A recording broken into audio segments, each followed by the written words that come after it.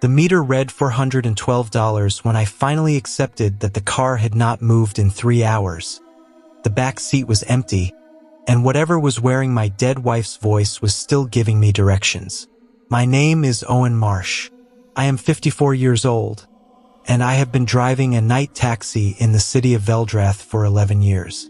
I say the city of Veldrath because that is what the dispatch company calls it, what the street signs say, what the maps show. But I want to be honest with you from the start and tell you that Veldrath at night is not Veldrath in the daytime. The streets do not always match. The distances are not consistent. A fare that should take 12 minutes sometimes takes 45. And when you finally arrive and the passenger gets out and you try to retrace the route, the turns you took do not exist.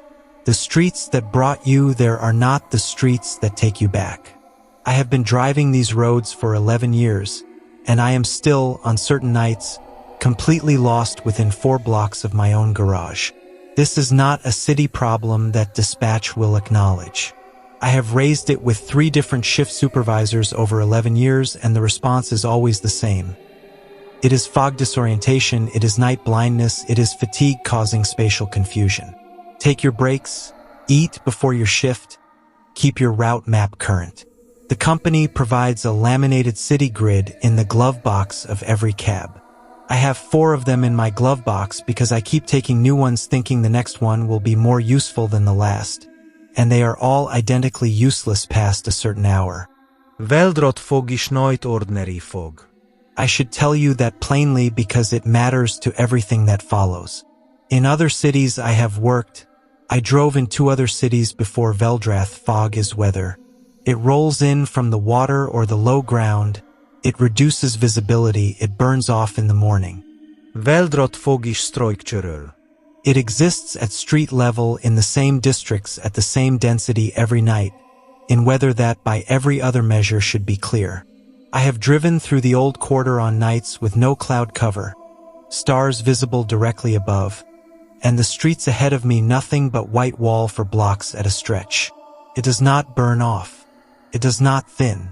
You drive into it and you drive in it and eventually you drive out the other side and the city is normal again, and you cannot tell anyone exactly where the edge of it was or how long you were inside it. The company's position on the fog is the same as their position on the street geometry. It is a known local weather phenomenon. Here are some tips for fog driving. Slow down and use your low beams. 12 years of night shift drivers in Veldrath and not one word in the official materials about what the fog is, why it stays, or what the rules are for driving in it. The rules, as with every true set of rules for night work in this city, are informal. Pass driver to driver, the way useful information always travels when the official channels have decided not to carry it. The driver who trained me was a man named Sable. I never knew his first name, everyone called him Sable, who had been on Veldrath nights for 22 years and had the quality of a person who has made peace with something large and strange. He gave me the rules on my 3rd night, sitting in the dispatch lot at 2 in the morning, both of us drinking bad coffee from the machine. Rule 1. Never turn off your meter between fares. Keep it running on standby. If you zero it out between jobs the way they taught you in the company orientation, you will lose track. He didn't explain lose track of what. I learned later. Rule 2. In the fog districts, and he named 4 intersections that define their rough boundaries. I have them memorized. Never pick up a fare who does not tell you an address before they get in. Direction-only fares are not fares. They are something else. Do not ask what. Just do not take direction-only fares in the fog. Rule 3. Your rearview mirror is the most important instrument in your car. More important than the speedometer, more important than the fuel gauge. Check it every 90 seconds. Every 90 seconds exactly, not approximately. He was very precise about this. Every 90 seconds. Rule 4. If a passenger falls silent for more than 4 minutes, pull over, turn on the interior dome light, and verify they are still there. If they are not there, log it as a fare skip and drive directly to the dispatch lot. Do not try to return to where you picked them up. Rule 5. The meter will sometimes run without cause. Sable said this so flatly it could have been a note about tire pressure. The meter will sometimes run on its own, especially in the fog districts. When this happens, note the amount, note the time, and note your location. Then zero it out and restart it. Do not let it run. Whatever is accruing on a running meter that has no cause, do not let it accrue. Rule 6, which he said last and which I have thought about more than any of the others. If you hear a voice in your cab that you recognize, a specific person's voice, someone you know, and that person is not in your cab, pull over immediately. Turn off the engine. Do not respond to the voice. Do not answer any questions it asks. Wait for it to stop. It will stop. Give it time. And then, when it is quiet, drive directly to the dispatch lot and do not pick up any more fares that night. He said all of this without drama, without lowering his voice, without looking over his shoulder. He said it the way a bus driver tells you about a rough stretch of road on a particular route. Useful operational information, here are the parameters, here is what you do. I nodded. I drank my coffee. I was new enough to the job that I filed it all in the category of local superstition, the kind of occupational folklore that develops in any job done mostly at night in conditions that aren't ideal. Every night shift profession has its ghost stories. I thought Sable's rules were Veldrath's version. Sable retired 4 years after he trained me. He moved somewhere without fog, he said. He sent me a postcard from a coastal town that had, judging by the photograph on the front, relentlessly clear skies. He did not write anything on the back of the postcard except the town's name and 2 words. Stay sharp. I have tried. My wife's name was Clara. Past tense. She died 3 years ago, a December morning, ice on the overpass on her way to work, the kind of accident that happens in seconds and changes everything permanently. We had been married 19 years. I kept driving nights after she died because the nights were easier than the days, and because the cab is a space that has its own rules and its own logic, and in grief you find yourself drawn to places with rules because rules are a substitute for the internal order that grief removes. You follow the rules when you cannot manufacture your own reason to do anything. I followed Sable's rules. I checked the mirror every 90 seconds. I kept the meter running. I did not take direction-only fares in the fog. I followed the rules for 8 years after Sable gave them to me, including 3 years of following them after Clara died, and the rules held. Strange things happened. The meter ran on its own twice. I lost 40 minutes once in the old quarter that I still cannot account for. I had a fare go silent, and when I turned on the dome light, the seat was empty and the door had not opened, but the rules held. Nothing crossed the line from strange into something I could not manage. Then, 14 nights ago, I took the direction-only fare. I want to explain how it happened, because I need you to understand that I did not forget the rule. I remembered the rule exactly. I remembered Sable saying it clearly, direction-only fares are not fares, they are something else, and I took the fare anyway. I took it because the voice that came through my open window at the corner of Sable's first fog district boundary, at 2:17 in the morning, was Clara's voice. Not a voice that sounded like Clara. Not a voice that had Clara's general quality or register. Her voice, the exact specific instrument of her particular voice, with the slight huskiness she had in the late evenings and the way she dropped the ends of sentences a half-tone, and the way she said my name, Owen, with the weight in the O that she and only she ever gave it. She said, "Owen, can you take me somewhere?" I was stopped at the intersection because the fog ahead was at 0 visibility and I was waiting for a gap. The window was down because I drive with the window down in the fog districts. You can sometimes hear the street better than you can see it, and I have navigated by sound more than once. The voice came from the rear passenger side. I looked in the mirror. The seat was empty. I turned around and looked directly. Empty. The rear door was closed. The voice said, "Left on Caro, then straight." I know what the rule says. I know exactly what the rule says. I put the car in drive and I turned left on Caro. I am going to tell you that I am not a stupid man and not a reckless one. I am going to tell you that in 11 years of this job I have followed the rules and conditions that were genuinely frightening, that I have pulled over and waited when every instinct said keep moving, that I have zeroed out a running meter when the accumulating number was making my stomach clench.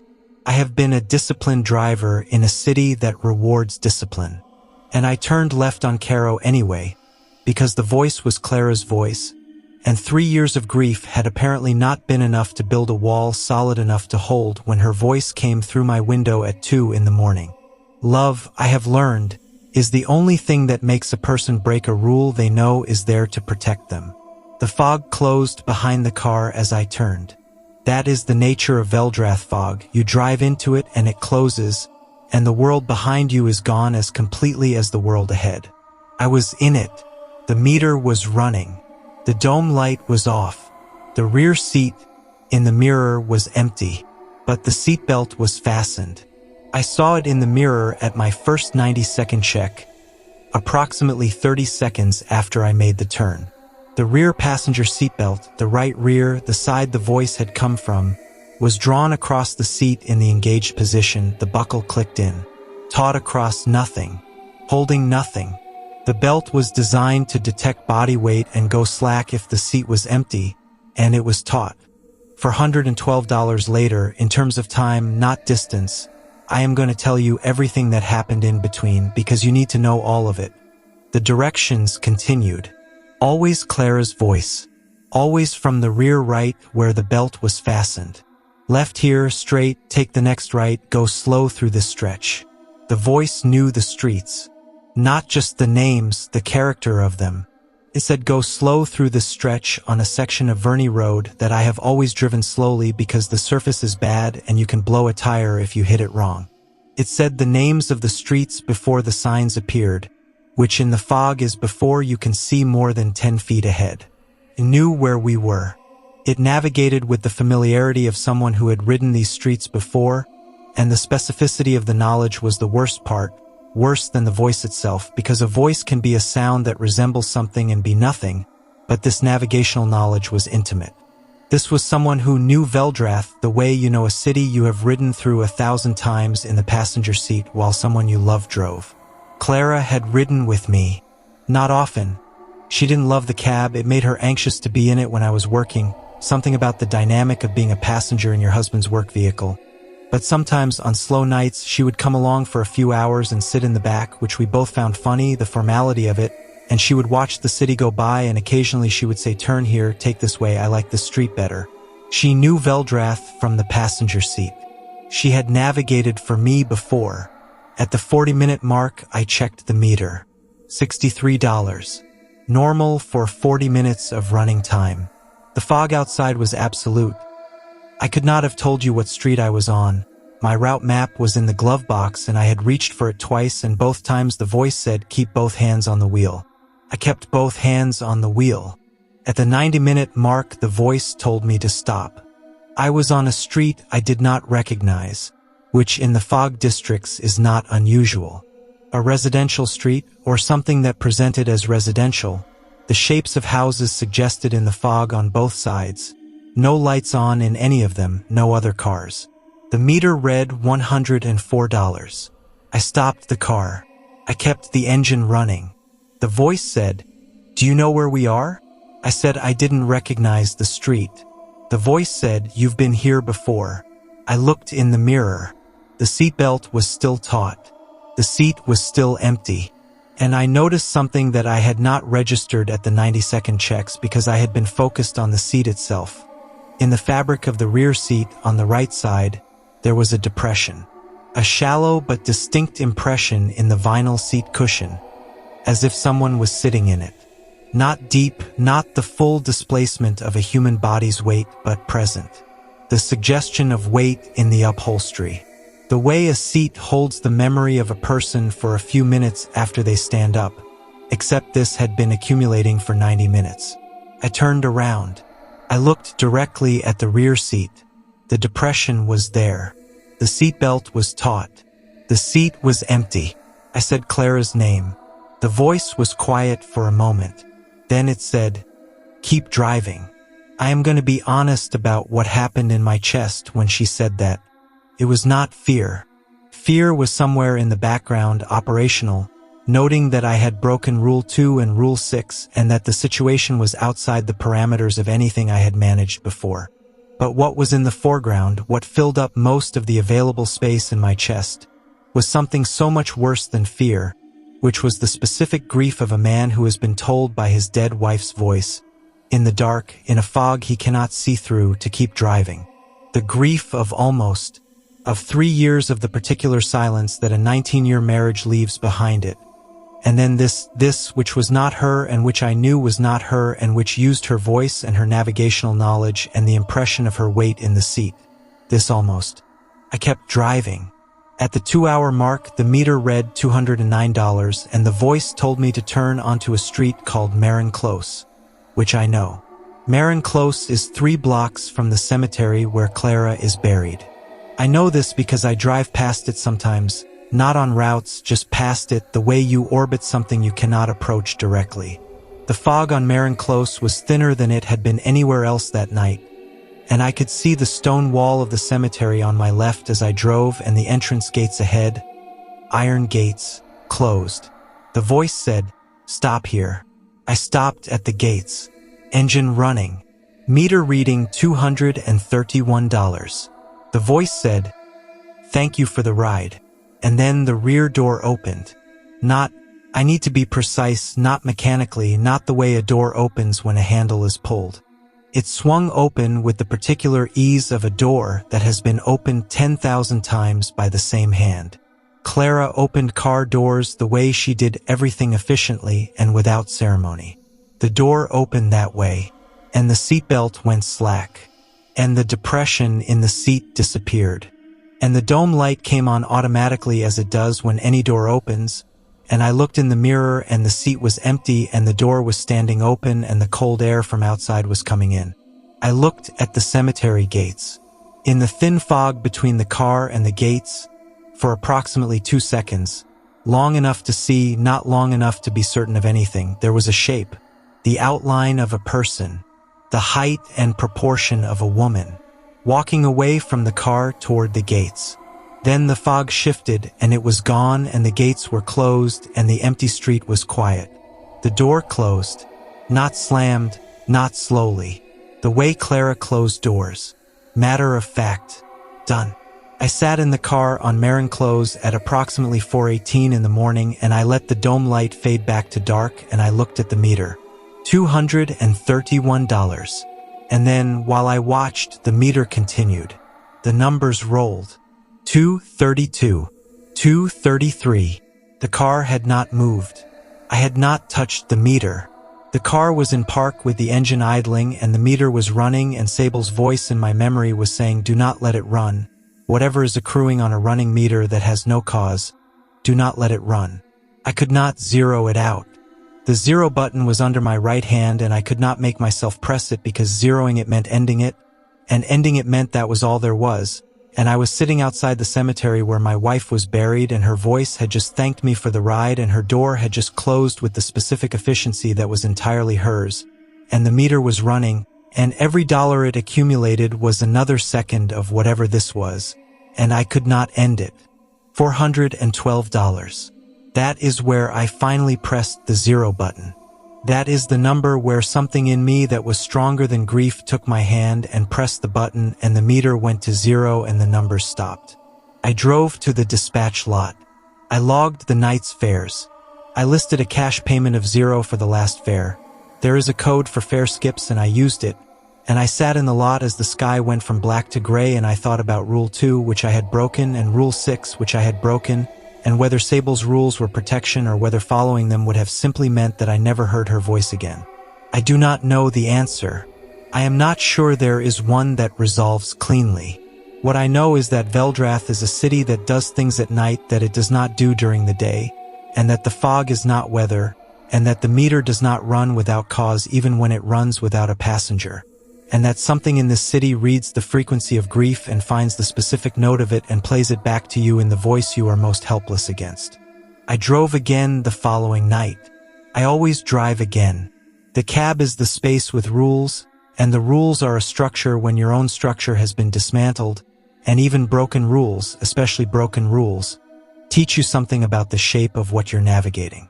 I check the mirror every 90 seconds. I keep the meter running. I keep both hands on the wheel.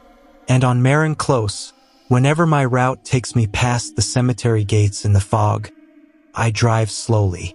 Not because of the road surface, because of the chance, which I know is irrational and which I follow anyway, that whatever came to me that night at the fog boundary and rode with me through 2 hours of dark streets and sat its invisible weight in my back seat and said thank you for the ride, might be there again at the gate needing somewhere to go. I will take direction-only fares again. I know I will. That is the thing about grief that no rule fully accounts for. It does not become less with time. It becomes more specific. And something in this city knows exactly how specific it has become. If you have ever driven in the dark and known that you were not alone in your car despite every instrument telling you otherwise, you already understand what it means to keep driving anyway. Keep your eyes on the road. Check your mirror. And whatever voice comes through your window in the fog, whatever it offers, whatever it sounds like, whatever it knows about you, decide before that moment whether the rule is stronger than the love. Because in the moment, it is very close. If you drove a taxi alone at night and heard a familiar voice from an empty backseat, would you follow the directions?